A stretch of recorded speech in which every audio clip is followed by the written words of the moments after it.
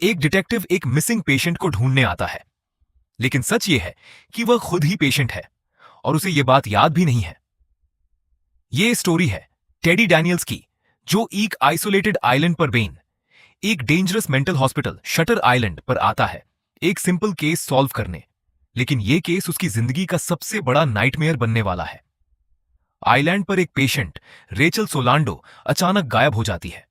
Room locked था, guards फिर भी वो हवा में कैसे गायब हो गई।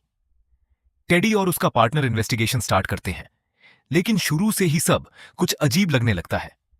यहां के डॉक्टर्स सीधा जवाब नहीं देते, गार्ड्स हर बात छुपा रहे हैं, और पेशेंट्स वो टेडी को देखकर अजीब रिएक्शन देते हैं, जैसे वो उस पहले से जानते हो। धीरे धीरे टेडी को लगने लगता है कि यहां कुछ बड़ा छुपाया जा रहा है, कुछ ऐसा जो किसी को पता नहीं चलना चाहिए। रात को टेडी को अजीब सपने आते हैं। उसकी वाइफ, जो मर चुकी है, उससे बात करती है और वार्न करती है कि यहां से चले जाओ। इन्वेस्टिगेशन के दौरान टेडी को एक नोट मिलता है जिसमें लिखा होता है, the law of 4, who is 67। अब सवाल यह है, अगर आइलैंड पर 66 पेशेंट्स हैं तो 67वां कौन है? जैसे जैसे वक्त बीतता है, टेडी का डाउट और स्ट्रांग होता जाता है। उसे लगता है कि लाइट हाउस में इलीगल एक्सपेरिमेंट्स हो रहे हैं, जहां पेशेंट्स के दिमाग के साथ खेला जा रहा है, और शायद नेक्स्ट नंबर उसका है। सच जानने के लिए टेडी लाइट हाउस के अंदर जाता है, लेकिन वहां जो उसे पता चलता है वह उसकी पूरी रियलिटी को तोड़ देता है। टेडी डैनियल्स नाम का कोई डिटेक्टिव है ही नहीं। उसका असली नाम है एंड्रू लैडिस, और वो इस हॉस्पिटल का पेशेंट है। डॉक्टर्स बताते हैं कि एंड्रू की वाइफ मेंटल इलनेस से सफर करती थी, और एक दिन उसने उनके 3 बच्चों को पानी में डूबोकर मार दिया, और शॉक में एंड्रू ने अपनी ही वाइफ को गोली मार दी। यह सच इतना दर्दनाक था कि उसका दिमाग इसे एक्सेप्ट नहीं कर पाया।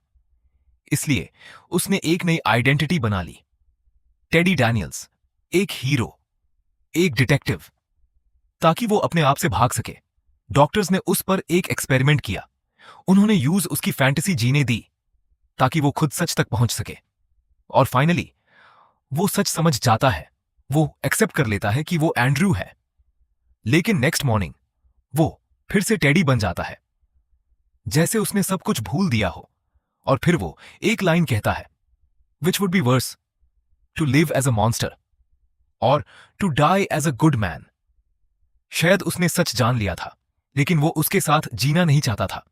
इसलिए उसने चूज किया सब कुछ भूल जाना, ताकि वो अपने गिल्ट से हमेशा के लिए आजाद हो सके। अब सवाल यह है, अगर आप उसकी जगह होते तो क्या करते? सच के साथ जीते या सब भूल जाते? So please like, share, and subscribe the Filmy Review Ada for next part.